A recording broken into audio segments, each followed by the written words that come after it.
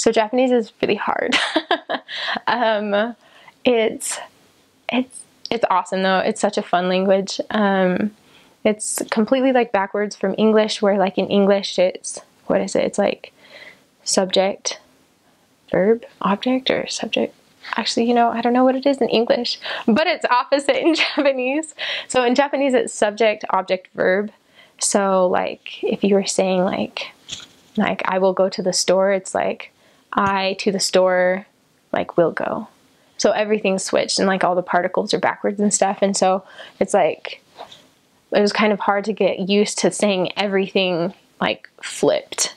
Even like particles and things like that are like after and things like that. So that was kind of hard. There's hiragana, katakana, and kanji. Like for like as far as like an alphabet or whatever goes, they have like 3 and they use all of them.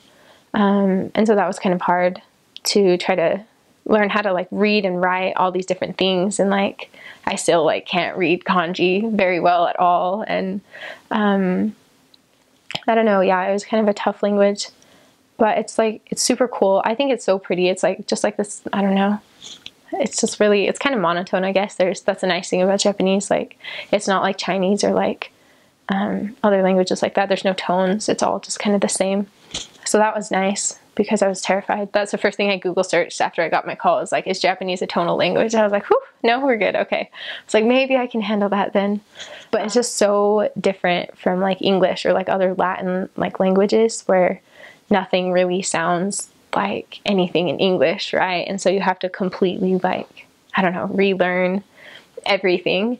And then you go to Japan and you think you have like somewhat of like a grasp on the language. And then people talk to you and they would ask really simple things like, where are you from? And I was like, I don't know what you just said. Like, oh no. And so I'd like look at my companion and they'd be like, where are you from? I'm like, oh, okay. Like, I'm from America, you know, and like, it was just like the hearing it from like actual Japanese people was kind of hard to pick up at first. Their pronunciation is obviously like correct, where like ours is like, I don't know, white Americans like isn't the best, but I don't know, Japanese is super cool. There's different levels of like politeness. So it depends on who you're talking to. You might use like a different verb if they're like higher than you.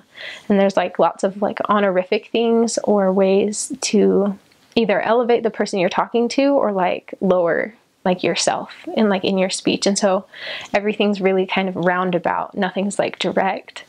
And so to say things that like you want to do, it's kind of like, I think I want to do this, or like that person seems like they might want to do this, or even like extending commitments, it's kind of like this, like, I would like to humbly partake of you doing this for me, if that's okay, kind of thing. And so it's like very roundabout, but it's like, I don't know, it's like really fun. I don't know, I think you just learn to love it and learn to like roll with it, I guess, because at first I was just kind of like, say what you mean. Like, people don't really say no. They'll be like, oh, like, I want to, like, I'd love to meet again, but I'm just really busy. And so, and then they just kind of like leave it at that. And you're like, so do you want to meet with us again? And it's like, well, it's like, okay, so no, but they won't tell you no. So that's kind of funny.